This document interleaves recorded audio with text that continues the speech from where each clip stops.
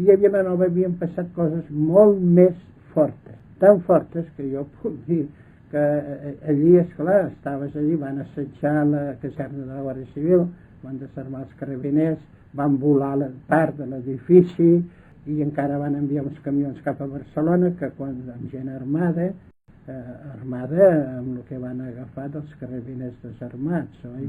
I llavors, doncs, allí ja van trobar que tot estava esbandit, perquè va ser molt ràpid, de fet una nit, oi? I van tornar cap a Vilanova i es van incorporar els que assetjaven la caserna. A Vilanova, cal dir-ho, que és el poble on va néixer Francesc Macià, doncs era molt nacionalista. Hi havia allí dues forces preponderants, la nacionalista, i després hi havia una CNT també molta força, que va sortir molta gent. Llavors tots aquests van ser revolucionaris en aquell moment, tots aquests van combatre i per lliurar a la Guàrdia Civil assetjada van enviar uns camions de guàrdies d'assalt des de Barcelona. Al poble doncs, tothom va tancar les portes perquè no entressin a casa seva i disparessin des d'allí i els de fora disparessin contra ells. Oi?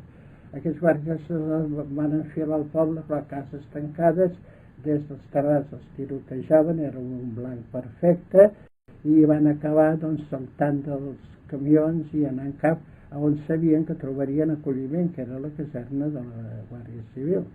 Doncs molts van quedar en el camí i uns pocs, molt pocs, van poder arribar a la caserna i incorporar-se a la Guàrdia Civil.